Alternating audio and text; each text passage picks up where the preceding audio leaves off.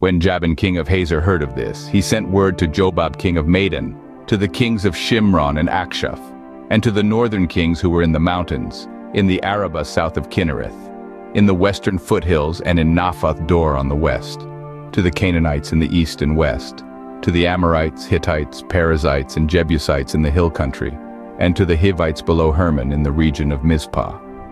They came out with all their troops and a large number of horses and chariots, a huge army as numerous as the sand on the seashore. All these kings joined forces and made camp together at the waters of Merom to fight against Israel. The Lord said to Joshua, "Do not be afraid of them, because by this time tomorrow I will hand all of them, slain, over to Israel. You are to hamstring their horses and burn their chariots." So Joshua and his whole army came against them suddenly at the waters of Merom and attacked them, and the Lord gave them into the hand of Israel. They defeated them and pursued them all the way to Greater Sidon, to Misrephoth Maim, and to the valley of Mizpah on the east, until no survivors were left. Joshua did to them as the Lord had directed.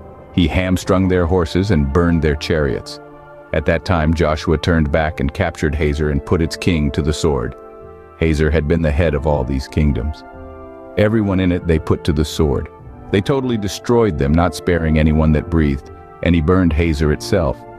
Joshua took all these royal cities and their kings and put them to the sword.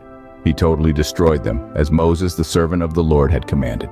Yet Israel did not burn any of the cities built on their mounds, except Hazor, which Joshua burned. The Israelites carried off for themselves all the plunder and livestock of these cities, but all the people they put to the sword until they completely destroyed them, not sparing anyone that breathed, as the Lord commanded his servant Moses. So Moses commanded Joshua, and Joshua did it. He left nothing undone of all that the Lord commanded Moses. So Joshua took this entire land, the hill country, all the Negev, the whole region of Goshen, the western foothills, the Arabah and the mountains of Israel with their foothills, from Mount Halak, which rises toward Seir, to Baal-Gad in the valley of Lebanon, below Mount Hermon. He captured all their kings and put them to death. Joshua waged war against all these kings for a long time, except for the Hivites living in Gibeon. Not one city made a treaty of peace with the Israelites, who took them all in battle.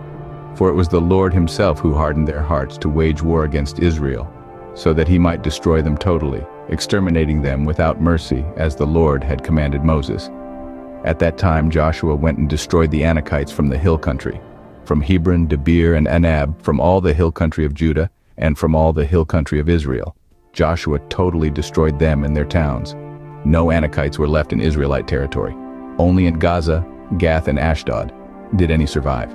So Joshua took the entire land, just as the Lord had directed Moses, and he gave it as an inheritance to Israel according to their tribal divisions. Then the land had rest from war.